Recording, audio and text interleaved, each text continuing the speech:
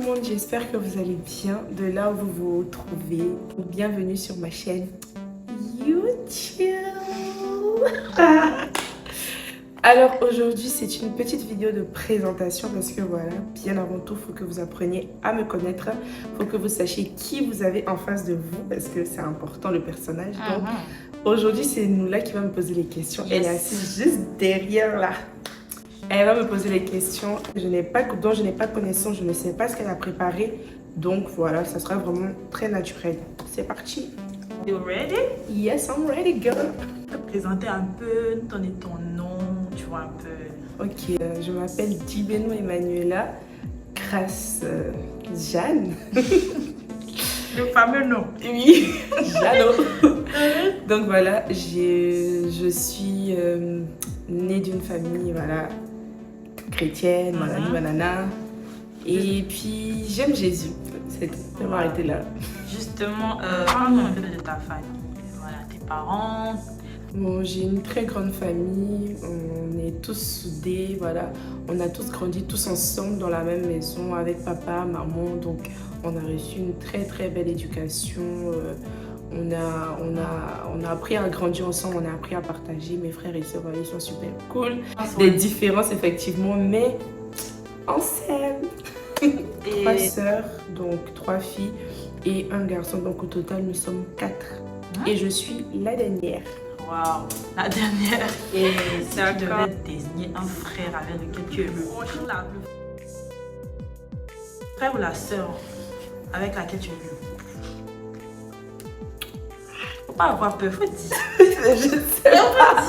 Il y a une forcément que genre, tu vois non. Vous avez un peu les mêmes délits, vous riez beaucoup. Bon, Eunice, je dirais Eunice.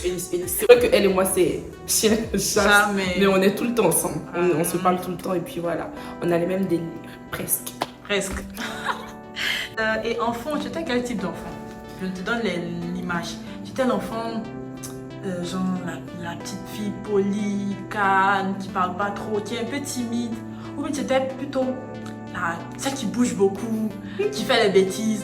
Celui-là, celui qui on est toujours en train de crier. J'étais la petite, on va dire, on criait pas tout le temps sur moi, mais en même temps j'aimais beaucoup bouger. J'étais très dynamique. Ouais. J'étais très dynamique, j'avais beaucoup d'énergie à offrir, donc j'offrais mon énergie. Et puis voilà, j'étais pas forcément calme. Je pense que quand je me retrouvais dans un univers où je ne connaissais pas forcément les personnes, c'est à ce moment-là que... Tu restais calme. Voilà, mais... J'étais la petite fille qui est tout au milieu des grands, tout des faits, les matoyas, qui écoute tout le temps tout ce que les grands disent là, c'est moi. Plus proche de ton papa ou de ta maman? Plus proche de mon père. Ah, j'allais partout où mon père allait, j'étais tout le temps là. Oui, j'étais comme un peu la rivale de ma mère façon là. Ah bon? Tu pourrais dire que tu étais genre la préférée de ton papa. C'est lourd à dire, mes frères ils le disaient tout le temps, mais moi je pense qu'il nous aimait tous à sa manière. Ah, mais il passait un peu plus de temps avec toi qu'avec toi. Oui, parce que j'étais la dernière, donc il fallait qu'il me tienne par la main, il fallait qu'il me montre le chevet. Je pense qu'il a fait pareil pour les autres. Voilà, il fallait que je m'impose un peu, t'as capté. D'accord, bah, on a plongé un peu dans la famille, on va plonger un peu dans un autre aspect. Est-ce que, bon, tu peux me parler un peu des études? Qu'est-ce que tu as fait comme études ou qu'est-ce que tu fais comme études? Ok, bon, comme étude, j'ai fait toutes mes classes en 3e, terminale et j'ai validé tous mes examens, bien sûr. Merci. Un bachelor en management des entreprises. Là, j'ai fait des petites formations personnellement au niveau du design, mais c'était en ligne parce que voilà, c'est quelque chose qui m'intéresse beaucoup, la mode. Tu as un penchant pour la mode? Plus qu'un penchant. Ah, une passion quoi. J'ai un faible.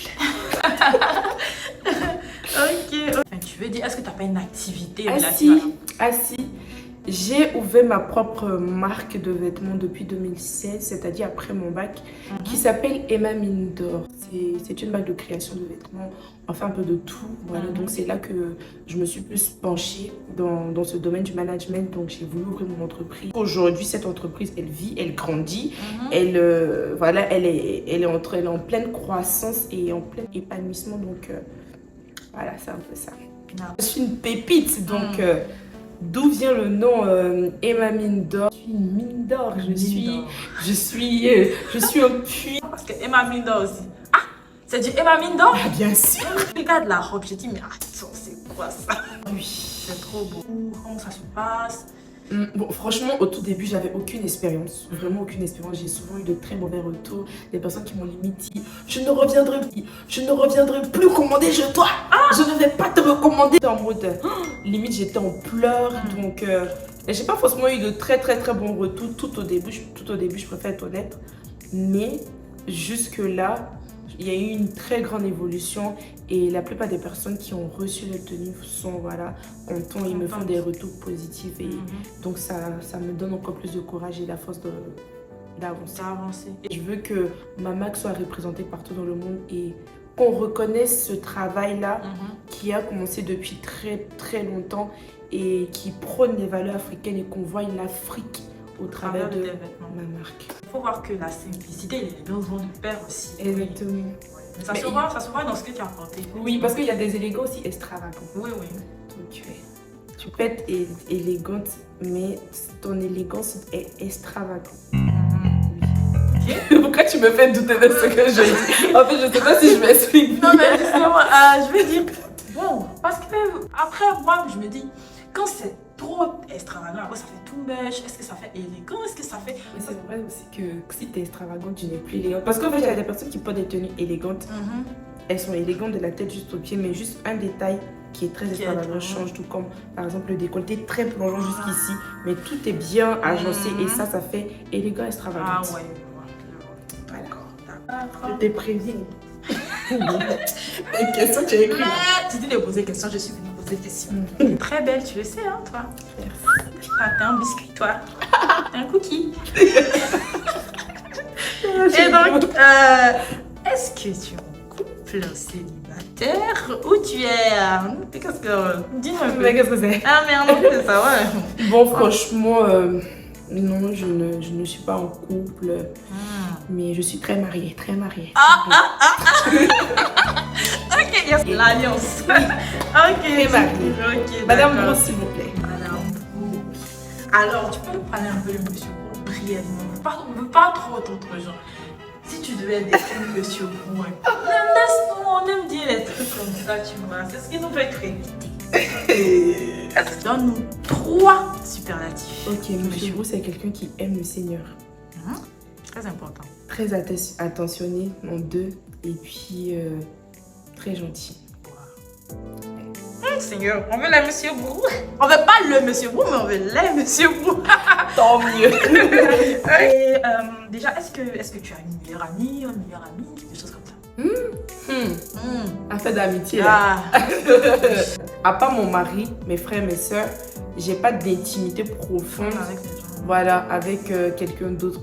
À part des personnes que j'affectionne beaucoup, que je dis ma petite soeur et tout, ce sont des personnes vraiment que je considère dans mon cercle de famille. Donc je considère que meilleure amie, en dehors de ma famille, mon mari, j'en ai pas. J'en ai pas. Mais pourquoi tu n'as pas une meilleure amie? L'amitié déjà au féminin, c'est très difficile. C'est très difficile. Ouais. C'est très difficile. Voilà. Donc je préfère la compagnie des hommes. Depuis fort longtemps. C'est vrai que j'ai été amie avec des femmes très amies. Ça s'est très mal passé. Regardez ici. Et derrière. Ici. Devant et derrière. Donc je préfère me concentrer sur ma famille et puis sur mes petites sœurs. Comme toi. Comme moi, vous avez entendu, comme moi. Ah, voilà. D'accord. Bon. Qu'est-ce que... Je sais plus. Est-ce que tu veux avoir des enfants? Bon, on est en Afrique, hein, mais il y en a qui disent qu'ils ne veulent pas en avoir. Mais est-ce que toi, tu as envie d'avoir des enfants? Franchement, pour être honnête et sincère, non. Je ne veux pas avoir des enfants. C'est mon avis personnel. Une multitude d'enfants. Je vais être une mère porteuse. Ah bon? Je veux porter des milliers d'enfants. Oui, je veux avoir la des mère enfants. d'une multitude. Oui, je veux avoir beaucoup. Je veux beaucoup d'enfants. Ah bon? Mais pourquoi? D'où ça vient ce truc-là? Cette volonté de vouloir autant d'enfants? Pourquoi? Parce que j'aime être entourée. J'aime être entourée. Pas forcément entourée, mais être entourée d'enfants. J'ai grandi avec des enfants. Depuis l'âge de 12 ans, je prenais des enfants du voisin pour déposer chez moi à la maison. On me chassait, Manuela va apprendre tes leçons. C'est les enfants d'autrui, je prends pour nourrir. Donc en fait, c'est quelque chose que j'ai nourri cette maternité-là depuis le bas âge. Et ça me suit partout où je vais plutôt. Je rencontre des enfants qui s'attachent et moi aussi. Donc je veux que moi aussi ma famille soit énorme, grande et puis remplie d'enfants, remplie de bruit et de couches et de caca. Mais si tu devais me donner un nombre. 10. 10. De la dizaine des enfants. Ok. Bon, je me qualifierais de personne qui aime écouter. J'analyse et j'écoute beaucoup. Et je suis très... On va dire. En tout cas, quand je me retrouve avec des personnes que je connais, que je suis à l'aise, je suis très ouverte, je suis très chaude, je suis. Voilà, c'est la sauce graine au feu. Vous avez capté, donc ça fait pas. C'est la sauce graine au feu. Mais quelles sont les situations qui peuvent t'énerver le plus? Quand on ment sur moi. Hein? Oui, quand on ment sur moi. J'aime pas les personnes qui mentent, qui disent pas la vérité en fait. Et puis je suis très crash. Si t'es ma copine que ta bouche sent, je vais te prendre à côté de toi. Tu pues de la bouche. Son mandat c'est vrai. Je pense que la franchise là. Donc je suis très crash et puis c'est vrai que souvent ça passe pas. Voilà pourquoi je dis que je le fais avec les personnes que je pense avoir de l'affinité pour que. Voilà, avec la manière bien sûr, mais je préfère dire la vérité que de subir. Voilà, c'est mon caractère. C'est ton caractère. Il n'y a plus rien à dire dessus. Je suis. Faut tout dire. Tu peux pas tout Ah, dire. on est venu te connaître. C'est que tu as tout dit. De toute façon, on est là pour pas savoir. Tu connais chacun, ça va sortir. Vous allez savoir là. Ok, je vais te poser une dernière question. D'accord. Une situation. Et tu me diras comment tu réagirais. Et comme ça, on saura un peu quel genre de personne es-tu. Ok, je te donne une situation. Ok. Tu as une amie. Je sais pas, j'ai envie un peu d'explorer un peu le côté amitié là. Parce que voilà, tu as une amie. Une amie avec laquelle tu as passé assez de temps, tu lui as révélé des choses, tu lui as dit, en tout cas vous avez causé. Et puis tu t'es complètement ouverte. Tu vois comme une huître qu'on met dans le feu et le feu touche là. Bon, je sais pas si on dit la huître ou l'huître, en tout cas ça touche les. T'es ouverte comme ça. Et tu lui as tout dit, tu lui as dit voilà les choses, tu t'es dit à tous les niveaux, amoureux, familial. Donc c'est pas ta CP même, c'est ton poumon même, tu as tout dit. Ça mérite la dedans déjà. Il y a eu un petit genre, un petit bafou, mais un petit palabon de vous. Et du coup, toi tu as dit dans la colère, comme tu es quelqu'un de très franche, tu lui as dit en même temps la vérité. C'est-à-dire que toi-même, tu as dit une vérité sur elle, sur ce monde. Peut-être que c'est une fille, tu vois, non, elle aime trop demander, mais donc si tu n'as pas pu te contrôler, tu as dit ça comme ça. Et c'est sorti. Peut-être les gens d'à côté, ils ont entendu la colère, elle a eu. Peut-être les gens d'à côté bien. Mais c'est qu'elle est pas fou. Mais en tout cas, tu l'as fait un peu, tu l'as fait un peu fort. Bah, là, franchement, la fille t'a énervé. Et puis tu lui as dit tout. Ça lui a fait mal. Et puis bon, toi, tu t'es mise à côté. Quelques temps après, tu as vu que tu as assailli. Maintenant, vous avez fait 2 jours, 3 jours, vous ne parlez pas. Tu t'apprêtes maintenant à aller présenter tes excuses. Tu t'en vas présenter là. Tiens, quelqu'un t'appelle là-bas que Geneviève, Jeune était tellement le jour où j'ai fait parler là, Jeune est allée s'asseoir. Elle, c'est copine. Copine que toi-même, Jeune critique et toi là. Jeune est allée dire tout ce que tu fais là-bas. Que comment toi tu peux lui dire qu'elle est comme ça, alors que toi-même tu es comme ça, tu es comme ça, tout dit. Tu apprends ça. Première réaction, qu'est-ce que tu fais? La première. Franchement, je serais choquée. Moi, je vais l'appeler directement. Là, je tremble. J'ai touché le côté sensible. J'ai touché le côté sensible. Je vais l'appeler directement. Pour lui demander à ce qu'on puisse se voir à l'instant. Bon, moi je me bagarre pas. Je me bagarrais. Est-ce que ça va revenir? Non, je pense que ça va revenir. Non, ça va pas revenir parce que je pense que le temps, elle va prendre pour arriver dans mon cœur, sera déjà descendu. Mais je serais vraiment déçue, Et je vais lui dire en face que, honnêtement, c'est vrai qu'il y a eu ça, mais il n'y avait pas besoin que tu puisses raconter ça sur moi. Et c'est pas comme si moi j'ai raconté toute ta vie quand je t'ai dit à l'instant. Je t'ai juste dit ce que je pensais. Oui, j'ai mal fait, je le reconnais. Mais tu n'avais pas besoin de raconter toute ma vie en fait. J'ai même pas raconté le cas de ta vie. Que je préfère prendre mes distances. Voilà. Et puis je sais pas si elle va s'excuser. Si elle s'excuse, je lui pardonne. Mais je peux pas garder cette personne-là dans mon cercle encore parce qu'elle m'aura vraiment brisé le cœur. Même si elle regrette et tout. En disant que c'est sous la colère qu'elle a Attends, parlé. c'est toi qui as fait ou bien? Non, il y a des mots. Si tu as fait, faut parler. Tu as m'énervé dans la vidéo Attends, là. il y a mes placés et tout, c'est jamais. Mais si elle regrette vraiment en mode, oh, vraiment, oui. J'ai zaï, je sais, je veux t'avoir comme amie. Et puis, genre, c'était ta pote. C'est le seul truc qu'elle a fait vraiment qui t'a fait mal. À part ça. Elle a zaï. On l'a pas arrêté. En fait, non, tu as zaï, j'ai compris. Mais toi, tu as raconté toute ma vie en fait. J'ai raconté toute ma vie. C'est pas comme si je peux partir reprendre. Je peux pas reprendre. Je peux pas ramasser. C'est comme l'eau que tu as versé dans le gazon. Il n'y a qu'à ramasser l'eau là comment. Tu as versé, c'est fini, tu m'as exposé en fait. Mais moi, je te pardonne. Non, moi, si c'est pardonné, seulement je pardonne. Mais si je te vois, je vais te saluer dans la paix du Christ. Tranquillement, mais je ne peux pas garder une personne comme ça dans mon environnement. C'est pas possible. Cela sous-entend que toi-même, même si tu es en colère, comment tu peux jamais révéler les secrets de ta copine? Non, je ne peux pas révéler. Non. Si c'est sorti de ma bouche, j'ai dit de ma bouche. C'est tellement que ça ne veut pas sortir. Moi, je suis quelqu'un, je suis loyale. Il y a des personnes qui m'ont fait du mal, qui ont raconté des choses sur moi. Je savais des choses sur elles que je savais que si je disais à l'instant là, pour moi, l'on oubliait. Mais à cause de l'amour du Christ dans mon cœur, je me suis dit que ça ne sert à rien. La situation là, tu t'es mise dedans d'elle. Non, toi là. Et donc, je te pose une dernière question et puis on boucle tout. D'accord. Chaque fois qu'on sera en train de regarder ta vidéo, qu'est-ce que tu veux qu'on retienne et tout? Dis-nous un peu. Parle. Allez, lâche. Voilà, tu me plais déjà. Non, tu me plais.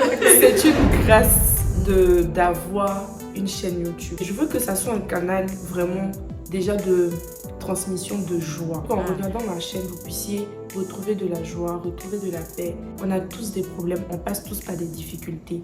Mais la seule chose qu'il faut garder en tête, c'est que le Seigneur a déjà payé le prix. Amen. Donc, à nous maintenant de profiter de la vie, mais dans le bon sens. Je veux que ma chaîne YouTube soit une chaîne qui va nous aider, en même temps que vous, mais moi aussi.